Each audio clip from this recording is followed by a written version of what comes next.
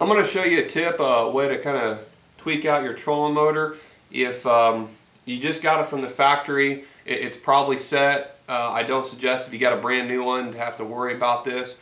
If you've had one for a while, a lot of times just everything moving in there will settle out, or you may inadvertently hit a rock and you'll start to get a little bit more noise at your trolling motor, especially in trolling motor you've had for 6 months or more. You'll notice this over time. And most of the time, it's not the trolling motor, it's actually user. It's from hitting stuff. And I want to show you this tip so that way you know what to look for and how to tweak it out. It'll maximize your pound thrust of your trolling motor, and it's pretty simple to do. Actually, one of the Minn Kota engineers showed me if I ever ran into it. So here's what you need. It's pretty easy. You just need a 5/16 socket, a 9/16 socket, and ratchet, and something sharp. And before you get started, take a sharp edge, and you're going to see on your trolling motor there's actually 3 sections. There's a cone, the midsection, and then the fin section.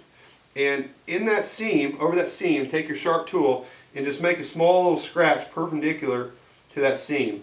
So you want to do that to both your cone and your tail section. That way you know where your starting point was in case you started toying with it and it just sounds worse or it doesn't get any better. You can put it back to where it was, and if it doesn't get better, it may be a magnet issue or something internally, and then you want to take it to a warranty center. So this is a quick fix. A lot of times it's what it is. You just hit something or a rock or rough water, and you just kind of tweak this fin a little bit from your head slamming around or whatever abuse you may put this through. So you start your scratch, take your 9/16 socket and just remove your nut and your prop. At this point, make sure your trolling motor's off in case somebody's in the boat crawling around accidentally hits the button there. You want to make sure that doesn't happen. Make sure you take your pin out so that way it doesn't fly out when you turn this on. And then put in your 5/16 ratchet, and all you want to do is loosen these 2 screws right here. You don't want to take them out or anything. Just keep it all together. Just loosen it so that way you can get to where you can move this fin a little bit. At this point, it's pretty simple. You just want to take your trolling motor and put it on automatic.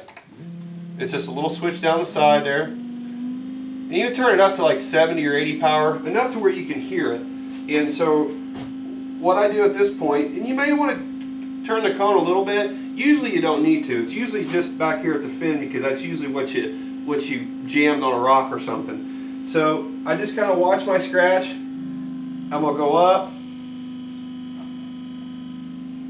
I'm going to go down, and you can hear it speed up and slow down, as well as get quieter and get faster. So right there, it's right in the middle. It's the quietest, it's the fastest. And what happens is sometimes your bindings, if you move this fin, will get jammed a little bit and kind of squeeze it all in there, and that's what makes it get loud. So now it's where I want it. I see it's moved about 1/8 of an inch, and you kind of spot check it if it looks a lot straighter than what it did before. So at this point, just make sure you turn everything back off because you're going to be tightening everything back down and putting your prop on. It's just kind of reverse the process. Tighten these 2 screws down, put your pin in, put your prop on, tighten your washer and your nut back on, and you're ready to go. A lot quieter with a lot more thrust on your trolling motor. Hope that helps you. Hope it's a good tip, and see you on the water.